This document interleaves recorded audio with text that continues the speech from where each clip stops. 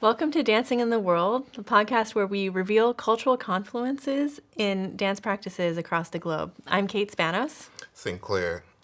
and today we're talking about our collaborative model and how we started having conversations, how we started writing, and now how we started doing this podcast.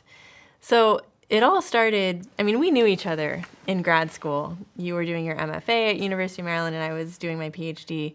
And so we'd seen each other in spaces, but just knew you as the Nigerian dancer in the program. And I don't know, how did you know me? I just knew you as a PhD student who was frustrated most of the time. We really didn't know each Yeah. other very well, but as we talked about in the first episode of this podcast, we ended up at a samba pizza party together, and sort of randomly, I was there with Pablo, who was performing, and we had organized the event, and I saw you come in, and I was like, oh my gosh, Sinclair. And just that evening really instigated some really incredible conversations. I think it's really important, first of all, to point out that embodied dance experience is what really was the impetus for these conversations. Correct. And so we ended up doing the collaboration with Pablo that we talked about in episode 5, the Next Look project. And we had talked about, Pablo said, oh, you should write a book. And I was like, let's do an article first. And we started writing the article. We were like, we have so much more to Yes. say. And ended up doing a book proposal and doing the book. And I think for me, what has been so rewarding about the collaboration has been just the ability to really open up, really be vulnerable about the experiences that we've had, kind of going against the expectation that we would have nothing in common, that we could find common ground about Right. because of our backgrounds. And then just the constant communication. I mean, we've been talking every week for the past 4 years, if not more. Yeah. Texting, comments in Google Docs. Emailing. Oof.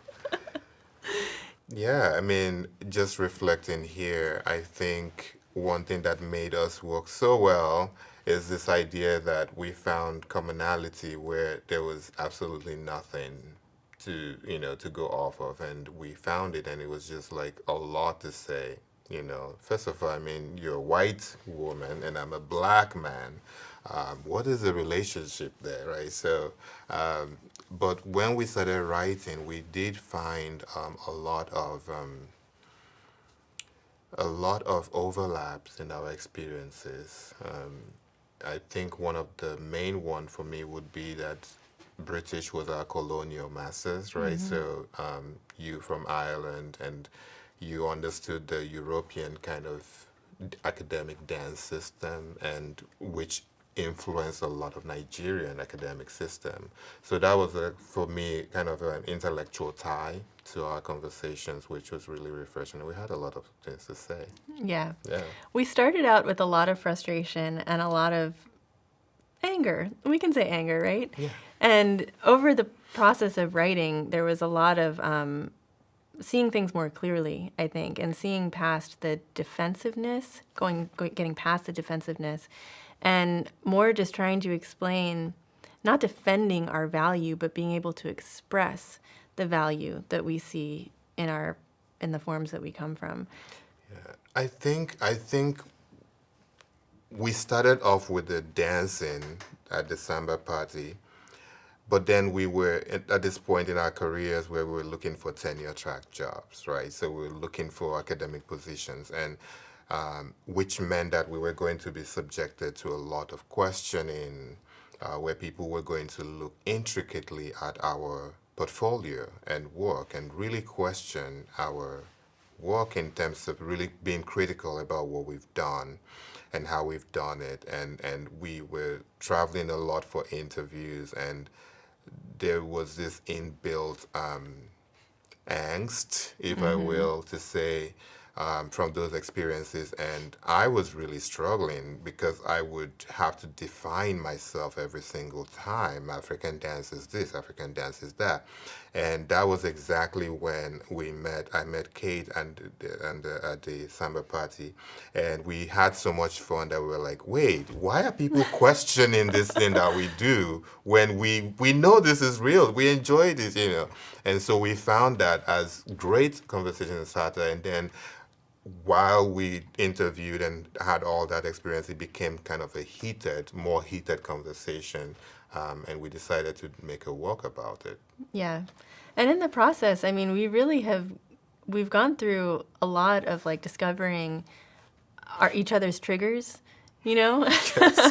Not that some of the early conversations were difficult, but there were definitely moments where it was like, oh, I need to reflect on this a little bit more because I'm realizing that something that Sinclair is saying to me is triggering in a certain way and vice versa. And being able to get past that too has been really important. And I think it's allowed us to be more vulnerable in conversations about something that, you know, we're not supposed to be able to talk about our racial experiences across racial lines in this way. I mean, that's kind of the common narrative that we shouldn't be able to find common ground, or that we shouldn't try to, because we shouldn't be trying to equate experiences. And I think it's important to clarify that we're not equating our experiences, but we're finding a common understanding of what's going on in the field. Yeah. And I think that's really crucial to understand. Yeah. You know, I think the racial divide was really felt during 2020 when George Floyd died, March of 2020. And I just had my performance, which the one you came to at the Kennedy Center.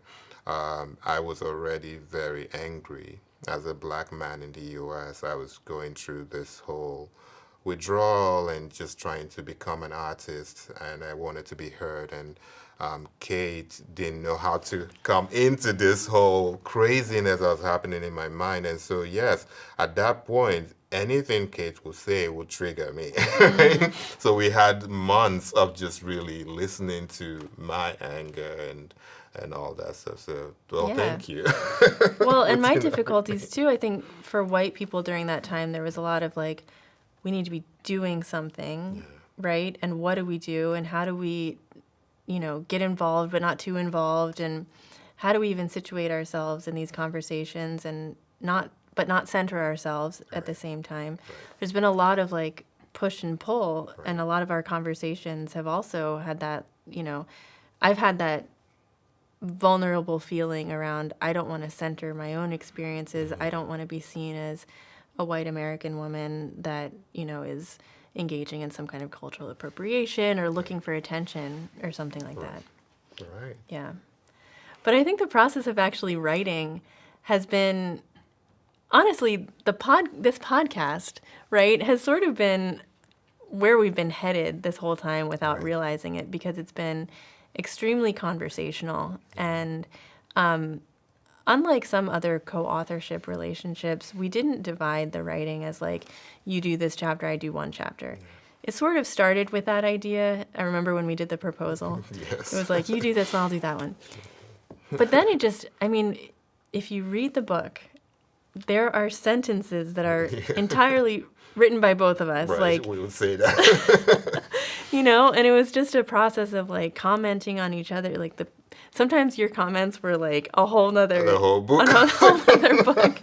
And we'd have to like distill that down. Oh boy. And we have also a whole folder of topics that did not make it into the book that will show up in this podcast at some point. But it's been so collaborative in that way. And I think that keeping the conversation open has been critical. Not just saying, well, let's write it and then put it away. And I still get excited. We've been having these conversations for years now. And I still get like, you're right, I know, you know, and I get really excited about it. So, you know, I think it makes it sound like we're in our heads most of the time, for good reasons. I mean, the book writing process and talking has done a lot for me, not just mentally, but like scholastically. Even my making practice research work in the studio has really changed the way I see myself in it and the life that I'm creating within the dance field. But I think one of the things that we did struggle with was structuring, because though we both are academics, right? We want to sound, like we're aware of the research that's been going on in the world, and we want to quote all these beautiful people who've done amazing research work. We also found the need to come into ourselves in our practice, because we found that we have researched and read a lot in the field, yet we still had this whole problem with the field. So maybe coming into ourselves would help us understand where we are, right? Yeah. And I think we did that, a lot of that, asking ourselves personal questions like saying, what do you think about it? How did you feel when you went here? What was that trip like? And the writing had to reflect that. Although we still had to, quote people who Yeah. said things that were not, things that have been said before. And we try to appease those gods. But I think at the end of the day, we really found that our conversational writing was really what we wanted and what we were drawn to. Yeah. So what you'll find in the book is a combination of our joint writing together and then anecdotes from each of us, from experiences, from memory, things like that, that are written by each of us, kind of separately, that are very highly specific to our own experiences.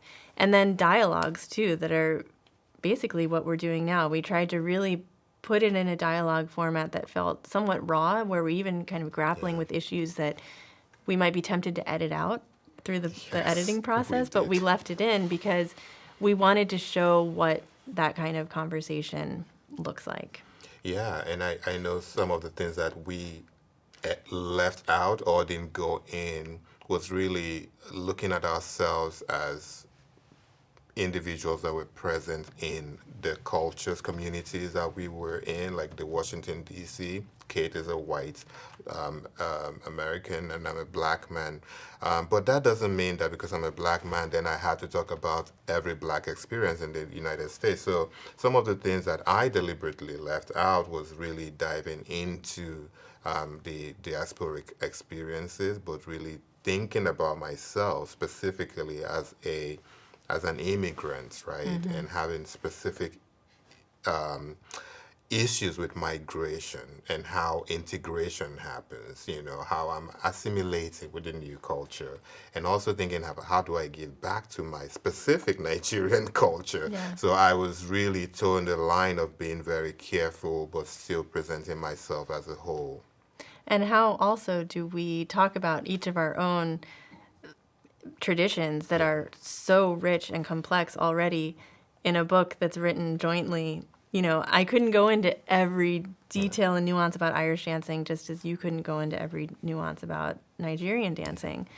And I think also in the process of kind of going into really trusting our personal experiences and wanting to highlight that has been the challenge of still recognizing that this conversation has been happening for decades in academia, probably centuries before that. Yeah. But in academia, a lot of work around these topics has already been done. And so, as you said earlier, we need to bring in those references and cite people appropriately. But also there's something about just experiencing it on the ground and feeling it in a very personal way that I think putting us into conversation contributes something to the conversation. And the fact that we're still having the conversations despite, the solutions have not yet been found. And we're not necessarily offering a solution, but we are contributing something. And definitely we think we're contributing this collaborative model. So I think we'll take a quick break. And when we come back, we'll talk more about what we think we're contributing.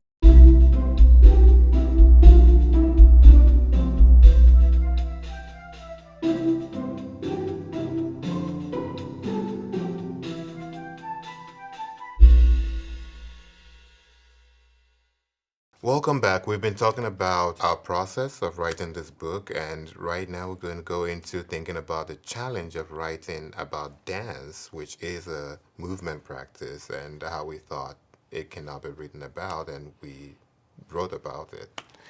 Yeah, I think that's one of the contradictions that we kept on coming back to. We kept saying dance can't fully be verbalized. You know, in the previous episodes, we've talked about the feeling of dance, how we access that feeling, and that's what we value most about dance.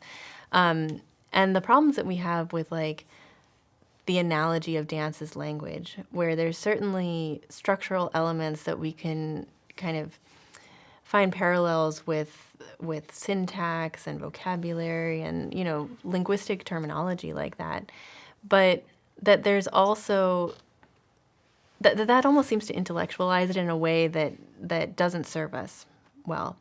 And so we also want to think about dance beyond language. Dance is something that we aren't able to verbalize, that we can't even fully conceptualize, because it's something that our conscious brains are not quite able to latch onto.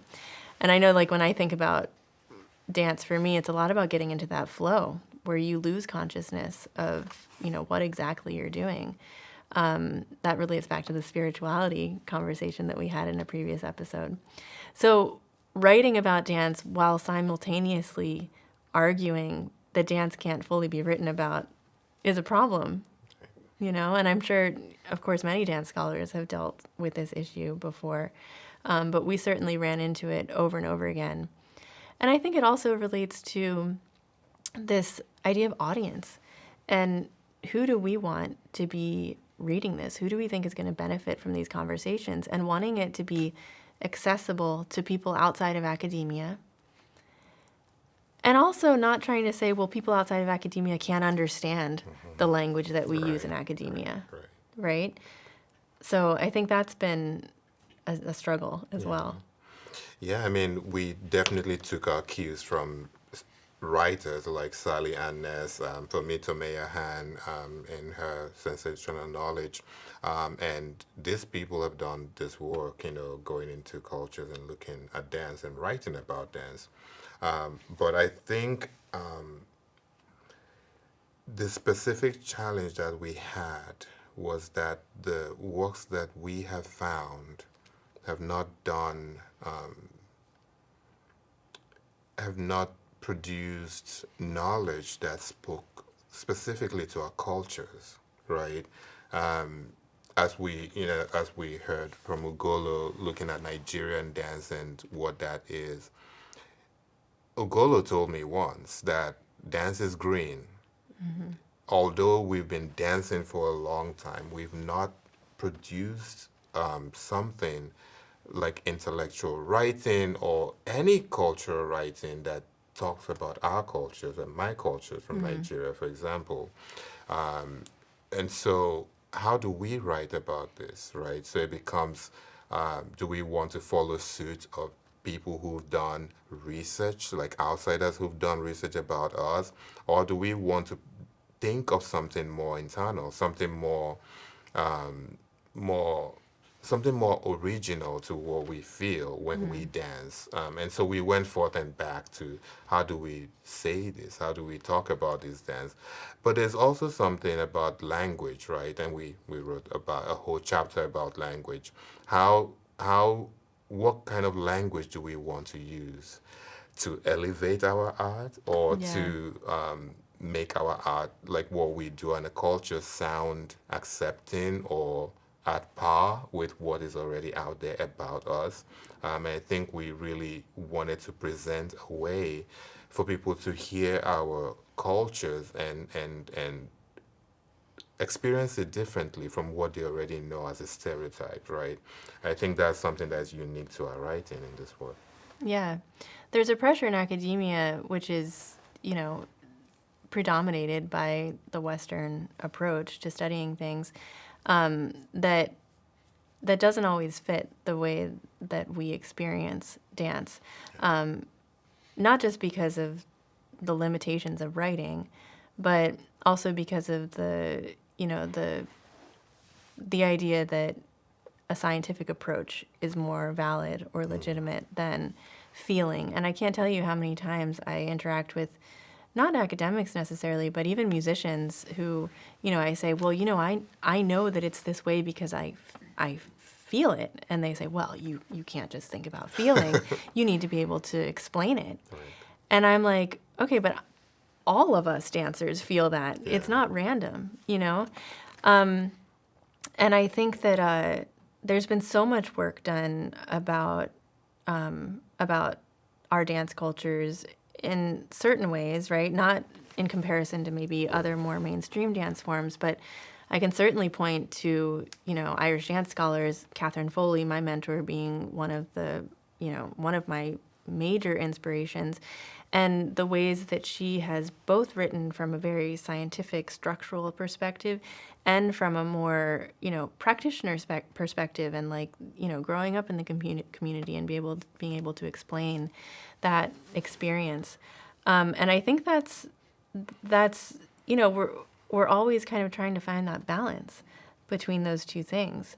And I think that what we contribute is the ability to have conversations that, about the things that we share in these struggles, despite how different our dance forms are, how different our backgrounds are. Yeah, that's what makes the book unique, Yeah. In my opinion. Yeah. And our last chapter in the book is about archiving and about research in academia, bringing these cultural traditions into academia and a research perspective. So we did go a little scientific. Yeah, and it's kind of like starting to propose our own approach to more community-based archiving. Not that this is a brand new idea, but your mapping project is a really good example of that. Yes. Yeah, I mean, let's think about it. We are going to live in a technological advanced world anyways. Digital humanities is going to take over soon. But it's not going to take over just because it's digital or technology based. It's going to take over because we have so many embodied movement practice work, cultural research work that's just hanging around without people knowing where to find them. I know even just talking here, we've been saying, well, people have done this, people have done it. You say, okay, where are they? And even students walk up to you like, can I find this dance? And you're like, yeah, you can. If you go through this channel, it's not accessible. Mm-hmm. So that is how technology will help, right? And so what we're saying is, one of the reasons why our works, our cultural works, have been so remote, which makes it not studyable, if I can use that word, or makes it lesser of an intellectual component in Western dancing, is because we can't reach it. It's because we just have this idea that, oh, Africa, where is that? People don't even know where it is on the map. Before we begin to have a conversation, we need to have people be able to access what we're talking about, to know where it is from. And we cannot compel people to say, go read, or be a scholar to know where it is. Because as we know, our students don't have the patience for that. Yeah. They cannot open big books, encyclopedia and atlas and looking. No, they don't have time for that. But can we create tools that can help them to locate? Not just locating, but experiencing it, so that when we talk about what we're talking about, it's right there, they can find it, right? And that's why we wrote this book, thinking about it being written in many ways, and we're not contributing something new, but we ended the book saying, hey, what if we did this? How might that help create more access, not just for Western scholars, but even our community, people from our community, people who are living abroad, people who go, to different geographic locations to study. What if they have this information at their fingertip? What will they do with it? And how might that help create more development in the field? How can people jump off of that to say, I can make this, I can use it because I know this information? And so we really ended the book thinking, oh yeah, we could propose ideas. So it's like more open-ended situation. Yeah. Not to give too much away, but just thinking how the writing process has been really open in that way. It's been generative. I mean, I Yeah. think writing the book was so exhausting. But Yes, it it would have was. been easy to say, well, we're done with the book. Yeah, Great. yeah, Done. Instead, because of the generative nature of the collaboration, we were like, well, we need to do a podcast. And this podcast is really about not just closing the book and saying, well, now we're experts and we've written that and we want Right. people to, cite us or whatever. We're now a reference for something. No, it's about we had this conversation, these many conversations. Now we want to open up the conversations to more people through the podcast. And then this idea of a database, Correct. using technology. Yeah. We have more ideas, right, that we won't tease right now, but we have like a lifetime of stuff that we're talking about yeah. doing that's all about increasing accessibility for these And conversations. visibility for the community. I think, we absolutely are thinking about different types of medium where we can channels, if you will, to get to this conversation to our communities, right?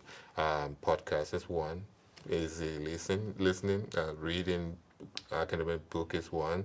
We're also thinking about video, documentary, and all these things we're putting together because we know that if we don't do it, who will do it? There's an enormous work to do. Like writing a book is not easy, obviously, and I'm a traditional person. Like I want to dance, but I know that in the future we need more documentation. Yeah. To be able to have. Well, I don't want to say we're doing something to help our communities, but I think we're doing something to appreciate our communities for giving us what they've Yeah. given us, right? I think that's what we're doing. Yeah. I think that's well said. I like that. And we have so many other topics that we want to talk about on this podcast. Future episodes will deal with things that we've already briefly touched on, and even the book just briefly touches on. It didn't make it into the book because those are future books, but things like gender and sexuality, Spirituality and religion Yeah. and dance.